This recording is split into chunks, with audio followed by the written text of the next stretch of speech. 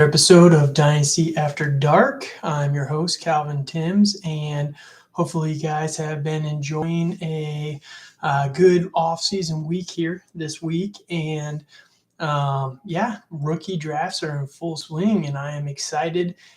Unfortunately, most of my rookie drafts have been slow drafts, and people have been definitely trying to milk the clock as much as possible this week. So that hasn't been the best, but you know, it's time, and that's the best part of Dynasty is probably the rookie draft season. I love it so much. So um, what I wanted to talk to you guys about here today was last episode I gave my overall tiers for all the rookies and how I would consider drafting them in the rookie drafts. And now that we've gotten a lot more people who have really taken the time to break down a ranking for all of the rookies, I wanted to compare where my rankings and the consensus rankings were different. And I've seen a lot of these rankings kind of reflected in my rookie drafts. So there's definitely some massive values that we can see with some of these players that I'll get to as we go through here. So like I said, welcome in and thank you guys for joining me. And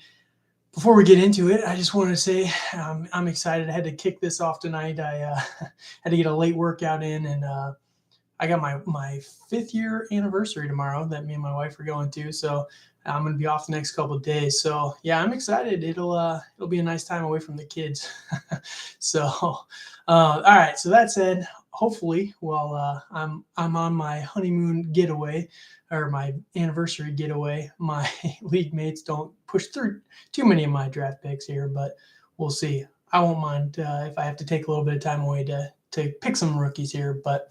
All right, so last time, if you want to hear my overall tiers on how I would draft these guys, go listen to Monday's episode.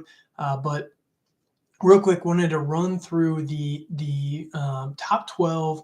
I'm going to go round by round for the first 3 rounds of the rookie drafts and the consensus rankings for these guys as we're going through here. So the top 12 is going to be Breece Hall, Drake London, and this is all, sorry, real quick, this is all going to be for Superflex as well. So Superflex is the ultimate way to play Dynasty. If you're not in it, I mean, you're missing out. It's just so much more fun than just one quarterback. So take that with a grain of salt. So the nice thing is in one quarterback, pretty much all of the first round rankings are going to be the exact same. So not much is going to change there. But yeah, this is going to be a Superflex review as well. So number 1 is going to be Breece Hall. Number 2 is going to be Drake London. 3 is Garrett Wilson. 4 is Treylon Burks. 5 is Kenneth Walker. 6 is Jameson Williams. 7 is Chris Olave. 8 is the first quarterback here, and Kenny Pickett. Number 9 is George Pickens. Number 10, Sky Moore. 11, Jahan Dotson, and 12, Christian Watson. So this is consensus rankings that we've seen from all the experts that have kind of been putting this out the last couple of days. So in the first round, there's a few names and there's a few trends that I'm seeing here that really kind of stand out to me. The first name that I'm going to call out here that I think is falling an insane amount, and I haven't seen this too much in my actual drafts, but Kenneth Walker being the 5th overall player. I get it. He went to Seattle. It's not the best landing spot. You know, they've got Rashad Penny. People love Rashad Penny for his breakout at the end of last year. But Rashad Penny's on a 1-year deal. He's done after this year. Chris Carson hasn't been healthy in like 3 seasons now. He hasn't played a full season in forever, if he's played a full season at all. I don't think Chris Carson's coming back. The way that Chris Carson ran, he was such a violent runner. We all knew that his time was eventually going to come to an end. And I think his time has ran out. He is done. So Kenneth Walker and Rashad Penny is a nasty combination.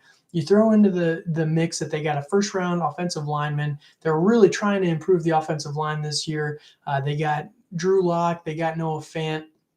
They're really trying to improve this offense. It's a very explosive offense. If the O-line can just hold it together, this offense is going to move and it is going to be very nasty. So the fact that Kenneth Walker, I know he's the RB2, and 5 is nitpicking a little bit here, but in the first round, you know, it's pretty chalk to what I've seen here. But Kenneth Walker at 5, I just think that's crazy. I've seen him going 2 quite a bit, and it's probably due to the running back scarcity that we're seeing, but yeah, I just really like the value. If you can get Kenneth Walker at the 5th overall pick in any of your drafts, definitely slam that. Because if you take out Breece Hall and Kenneth Walker, of the first round, there are 9 wide receivers that go in the consensus rankings. That is insane. So that is the other major trend from the first round that I do not like whatsoever. If you're picking in the top 4 or 5 guys, that's great. You're getting one of those top 3 wide receivers that's on my rankings, which, again, I'll just really quickly run through them. It's Jameson Williams, Treylon Burks, or Drake London. The consensus actually has Garrett Wilson here. For me, he falls one tier down to 6, but it's not a huge drop there. But if you can get one of those top 3 wide receivers, one of the top 2 running backs, that's great. The next round of wide receivers, after Jameson Williams, whether you take him there or not, whether you consider him as one of those lower tier, for me, he's a top 5 guy, but Garrett Wilson, Jameson Williams, pretty much interchangeable, and Chris Olave. That is the end of the tier of wide receivers that I want to really kind of hammer in the first round. The 9 through 12 guys there, George Pickens is the only one there, so I'll take that back. 10 through 12, George Pickens at 9. I do like that quite a bit. I think that George Pickens is an alpha dog, and he went to a great landing spot. Pittsburgh is known for developing wide receivers. It's more than likely that Chase Claypool is going to be on the way out of the Steelers here in the next couple of years. George Pickens is going to be that dude. I'm telling you now, invest in George Pickens while you can. But Sky Moore, Jahan Dotson, Christian Watson, they are just you're taking a wide receiver at the end of the first year over a quarterback. And I know, I get it. The quarterbacks went late. They're all third-round picks. They all suck. I get it. It sucks. But when we're going through these rookie drafts, you're taking lottery tickets. None of us know whether these rookies are going to hit or if they're going to miss. Everyone loves Sky Moore. He was a very explosive wide receiver in college. That's great. We've seen explosive guys come to the NFL and they just burn out. They don't make it. We've also seen guys that in college weren't the best come to the NFL and explode. If you hit on one of those quarterbacks over a Sky Moore, it's going to pay off for your roster so much more than just Sky Moore hitting. There's so many wide receivers in the NFL right now that if Sky Moore hits, it's not going to be a difference maker for your team. If Malik Willis, Desmond Ridder, Matt Corral, one of those guys, if one of those guys hits for your team at the end of the first round, that is huge. So that leads me into the best values, in my opinion, in your rookie drafts are going to be the early second-round picks. The 201 to 204 basically are just free money, in my opinion, because as we start going through the second round here, again, 9 wide receivers in the first round. That's just it's too many. It's like they say in the actual NFL draft. Once you're down to, you don't want to be the last guy on a run of a position, right? Because then you're getting the 7th best wide receiver, the 8th best wide receiver, when you could be getting the 3rd best running back in this class, which is, according to the consensus rankings, James Cook, who is the 201, right? So you're taking Sky Moore, who, if he hits, that's great. And he has a high chance. He's in a good offense, a very explosive player, but it's a crowded backfield. You know, there's a lot of competition there. It's not the best. I mean, they even added the Justin Ross, I think his name is, from Clemson. So there's a lot of competition there for Sky Moore. And I get it. I like Sky Moore quite a bit, but you're taking him over Malik Willis, over Desmond Ridder, over Matt Corral, over James Cook, over Rashad White. There's a lot of guys going after these 3, Jahan Dotson and Christian Watson. The upside for these guys is great. I get it. I really do. But the impact that they make if they hit is going to be a lot less than the impact that these running backs and quarterbacks make for your team if they hit. So going into the second round here, this is the consensus rankings for the second round. 201 is James Cook. 2, Rashad White. 3, Malik Willis. 4, John Mechie. Really? 5, Desmond Ridder. 6, Wan'Dale Robinson. 7, David Bell. 8, Jalen Tolbert. 9 is Matt Corral in a super flex ranking. 10, Alec Pierce. 11, Damon Pierce. And 12 is Isaiah Spiller. I get it. The running backs aren't the best. It's not the best class for quarterbacks, not the best class for running backs. But you're telling me that the 13th receiver is better than the 5th running back in this class? it's wild. So again, the best values for your rookie drafts that I'm seeing, and this is what I've experienced. I had 4 second round picks in the draft today. I got Matt Corral, I got Rachaad White, I got Isaiah Spiller, and I got even Trey McBride. It was a loaded second round. The second round picks are the best value in the entire draft right now. I get it. The top 7 picks, if you can get one of those top wide receivers, it's fine. But if you're at 3 or 4, you could trade down to 7 with the smallest of loss in value in terms of the wide receiver that you're getting there. But you're telling me that you're going to take John Mechie with the Houston Texans, who's going to be the 3rd maybe wide receiver on that team, maybe the 4th wide receiver on that team. I have no idea. Over Desmond Ridder, just because Desmond Ridder was taken in the 3rd round, you're out of your mind. Same with Matt Corral. I get it. People don't have to like them, but again, the impact that those guys will have if they hit on your team is going to blow John Mechie out of the water. At best, John Mechie will be like wide receiver 20 in a season. And the difference between wide receiver 20 and wide receiver 36 is like a point per game. It's nothing. But in the difference between Kirk Cousins and who's another one? I'm trying to think of a lower quarterback from last year. Kirk Cousins and Baker Mayfield, for example. Kirk Cousins was a fringe quarterback 1. Matt Corral could easily be in that territory, and he's the lowest consensus ranking out of all these top 4 quarterbacks. So I have all of these guys above Kenny Pickett, who's going at 8 overall, by the way. So I think that the best value in your rookie drafts is going to be the early second round, even the mid second round, but just second round picks in general, because all of these top guys are just falling down the board. Isaiah Spiller at the 212. That is nuts. I get it. Again, not the best combine stats. Dameon Pierce went to Houston in the 3rd round. He's got draft capital. He's got an explosive frame, big body guy, and he's got good pass catching chops. And he's also got opportunity as well. So why are we letting these guys slip? Dameon Pierce is the 5th running back in consensus rankings, and he's going after the 13th wide receiver. Alec Pierce is not going to make that much of a difference over Dameon Pierce. So again, if it was me in the 2nd round, I don't think that James Cook or Rachaad White should even be in the 2nd round. I think they should be fringe wide receiver or round 1 picks. Same with Malik Willis and Desmond Ridder. Personally, I have Matt Corral over Desmond Ridder. I have a little bit of a tier gap there because I think Matt Corral is the best quarterback on that team. He's going to beat out Sam Darnold. I'm just not that big a fan of Sam Darnold. Now, I have him a lot higher, but again, you can get Matt Corral according to consensus rankings with the 2.6, 2.7. So if you like these guys like I do, like if you're using my tier system, you would be getting a steal on Isaiah Spiller, Dameon Pierce, Matt Corral, and then you're telling me that you're going to take Wan'Dale Robinson and David Bell over all those guys. It's just crazy. Now, and it gets even worse as we get into the top of the 3rd round. The bottom of the 3rd round, it's whatever.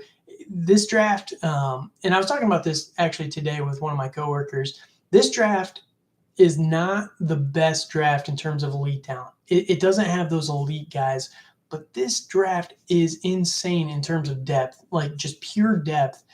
It is nuts because we get through 30 picks here before I even see like a major drop off in just terms of talent where I'm just not really that interested after that. That's 2.5 full rounds. You're halfway through the 3rd round of picks of guys where I'm actually pretty interested here. So, I just think it's kind of crazy how all these wide receivers are going so high and all these other players are just pushing further and further down the board. So let me get here into the 3rd round real quick. Zamir White is the 301. Trey McBride, the number 1 tight end in this class. I get it. He went to Arizona. He's going to have to sit behind Zach Ertz, but it's the perfect situation. Is everyone forgetting about Dallas Goedert? I mean, he's in a great situation now, sat behind Zach Ertz. Zach Ertz is 34 years old. He's no spring chicken. He's going to be done here in the next year, maybe 2. So next year, Trey McBride is going to have all the opportunity in the world. And this isn't redraft, guys. This is dynasty. I don't know why we're fading Trey McBride to the beginning of the 3rd round over someone like again, Alec Pierce or Jalen Tolbert here. So it's just kind of crazy. Wandale Robinson. These guys are all going way ahead of Trey McBride here. Number 3 here in the third round is going to be Brian Robinson. Number 4 is Pierre Strong. Number 5, Tyron Davis Price, the the running back that went to the Niners that they kind of reached on. Number 6 is Tyler Algier. 7, Jelani Woods. 8, Sam Howell. 9, Velus Jones. And this is where it really kind of starts to fall off here. And yeah, I don't really have much to say on these back half guys, but 10 is going to be Tyquan Thornton. 11 is Khalil Shakir, and 12 is going to be Calvin Austin. So again, a ton of wide receivers. The last 4 picks in the third round on consensus rankings are all wide receivers, and that's just it's too much. It's too many wide receivers in the top 36 picks. We have about 20 wide receivers in the top 36 picks in a super flex ranking. I know that the quarterbacks don't have the draft capital, but there's 5 guys in here, and it's just, yeah, the running backs are all too low. Some notable names here that didn't even make the list in the top 3 rounds that I had in my top 30 are Hassan Haskins is not listed there. I think that he's a perfect handcuff to Derrick Henry there in Tennessee. Cade Otton, the tight end from he went to Tampa Bay. Again, he's got a perfect opportunity ahead of him. I know that everyone's kind of worried about Tampa Bay after Tom Brady retires, which is probably going to be after this year. But I mean, they signed a lot of these guys to longer term contracts. They're not going to be trying to just blow it up here after Tom Brady leaves. It's not like Green Bay where they signed him to a nasty extension where, if you guys don't remember, Green Bay signed Aaron Rodgers to an extension where basically if he leaves in 2 years at the end of his extension, it's like 76 million dead cap. That's just an insane number. At that point, they are going to be blowing it up and rebuilding. But Tampa Bay doesn't really have that. They signed Chris Godwin to a 3-year deal. They've got Leonard Fournette on a 2-year deal, but it's pretty cheap. I mean, half the defensive guys they've got on 2-3-year deals. So after this season, they're definitely not going to be trying to blow it up. And Cade Otton's not even mentioned here in the top 36 picks. So again, in the top of in the third round here, Zamir White. I get people aren't that excited about him, but again, he's the 6th running back on the board at the beginning of the third round.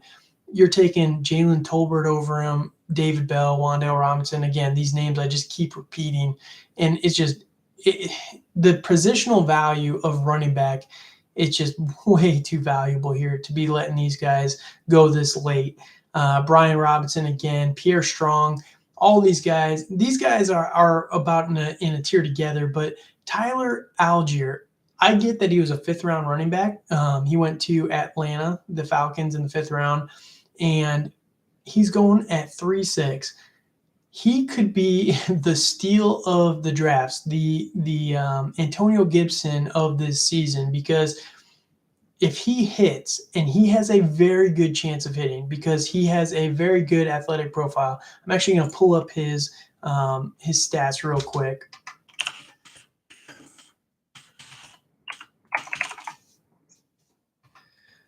So he is actually, let's see what we got here. His draft and combine measurements, right? He's a big body dude. 5'11", 225. With good arms and good hand size. He ran a 4.6, which is perfectly fine for a running back of that size. Not everyone is Jonathan Taylor running the 4.4, but he had decent broad jump, decent vertical jump. He's not the most explosive guy. I get it. I'm not the biggest fan of him, but he's got good measurables and he's got no competition, right? So if he hits for Atlanta, oh my goodness, it is going to be the steal of the draft. He could return maybe fringe upper second round pick value next year. Next year is going to be tough because 2023 has been hyped up for so long that people have built it up in their minds as being something more than what it actually is. The players are going to be really good, but you got to live in reality of your league, right? you got to get guys to help you win the title. And Tyler Algier might help you win a title this season, right? So I just think it's kind of crazy that he's going at the 3.6. Jelani Woods maybe a little bit higher here, but again, I don't really hate it here in the third round. It kind of depends on your league settings. If you're in tight end premium like I am, I got Trey McBride. Speaking of Trey McBride and the disrespect here, I got Trey McBride at the 210 in a tight end premium league. Again, the number one consensus tight end by everyone pre-draft, post-draft, and again 210. What are we doing here, guys? Like the second round is just a mess. The second round is a mess, and things have not settled out yet. So that is my thoughts on the rookie rankings and some of the biggest trends that I've seen so far. And in all of the drafts that I've done so far, it has been pretty close to consensus in the first round.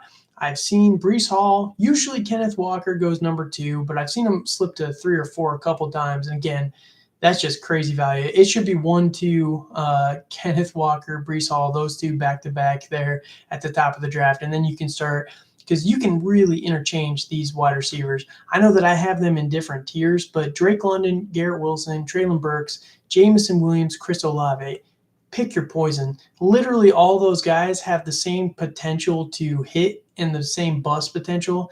I think they were all first-round wide receivers here in the draft this last weekend, and it's just we don't know who's going to hit. Eventually, these guys are all going to diverge. They're all going to end up with different values. But right now, you can literally claim whichever one you think is the wide receiver 1 and get them anywhere in those top 7 picks there. So it's been pretty consensus like that as well. But the fact that George Pickens, Sky Moore, Jahan Dotson, Christian Watson, again, I like the upside of those guys at the end of the first. But James Cook has the potential. If he could be 80% of Dalvin Cook and you get him with the 110, that's crazy value, right? Dalvin Cook is just we've seen what he's done. He's been an RB1, top 5 RB for like 3-4 seasons in a row now. And if you can get 80% of that, maybe you get not top 5, but let's say fringe RB1 with James Cook, like 12 to 14 or 10 to 14, somewhere in that range, right? And you're getting him with the 110. Actually, what you're actually getting him with is the 201 right now, which is just, it's crazy value. Rachaad White, same thing. I know that he's got a lot of competition. He went to Tampa Bay. He's got Fournette in front of him, but Fournette's gotten banged up quite a bit the last couple of years. If you watch him run, if you actually watch him play, it's not very exciting. Fournette's he's not a spring chicken, we'll say it that way. So Rachaad White definitely has some potential value this season, and long-term definitely has some value. He was a top 5 guy for me pre-draft. Where did I actually have him ranked? I had him as my number 5 guy, number 3 guy pre-draft. And again, he went to a great landing spot. So I don't know why he's the 202, why we're taking all Jahan Dotson for real. He's the 111. Like, the amount of hate that Carson Wentz gets and the fact that Jahan Dotson is still a first-round pick, it does not compute in my brain.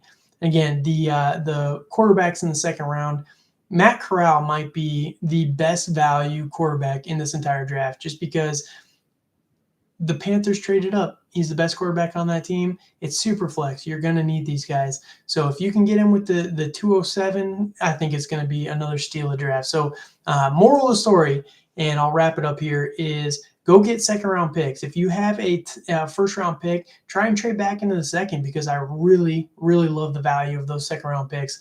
I do like the top 7 picks. Again, you could pick your poison with any of those 7 guys and I'd be happy with it. But if you traded from the 107 to, I don't know, the 201, got a future second or third or something on top of it, whatever you feel is worth it to trade back there, I'm not convinced that the difference between Chris Olave and James Cook is that drastic. You know, I still feel really good about them, or Malik Willis or Desmond Ridder or whoever you want to take at the 201, because all these guys are really, really good. So that's my thoughts here on the consensus rankings after a few days and of settling down. And we've gotten a little bit more time to break it all down. and see how people are going to shake this out. And yeah, I think that the wide receivers, I love them quite a bit. And it's a very good year to need a wide receiver. If you don't need a running back, I have no problem taking Sky Moore at the 110, Jahan Dotson, Christian Watson at the 112. I don't mind taking those guys there. But if you really need a running back, yeah, I'm definitely, or a quarterback even, I'm taking any of those guys over all three of these. So that's my thoughts there. Let me know what you guys think. Please I'm not very good at promoting myself, if you can tell. I'm not the smoothest of transitioners. Maybe in 10 years after I've been doing this forever, I'll get a little bit better, but my brain is just not that slick at this. But please be sure to like, comment, and subscribe. I think I don't understand YouTube. This is only my second YouTube live. I really want to figure out, I know there's a way to bring in like graphics and stuff, because I don't want you guys just to look at me this whole time. My face is not something you really want to look at this whole time. So I want to try and get graphics up here, and I know there's a way to do it, but this is only my second YouTube live, so I'm still kind of just getting my feet wet on that. And again, I got my anniversary tomorrow, so haven't really had a ton of time to explore in that, plus all the rookie drafts keeping me busy. So thank you guys again for joining me, listening to my consensus review here, and just a quick preview of what I'm going to be talking about here in the next couple of weeks. I'm going to start going through some overall rankings, the top 10, probably the top 12 quarterbacks, top 24 running backs, wide receivers, and top 12 tight ends going into the season.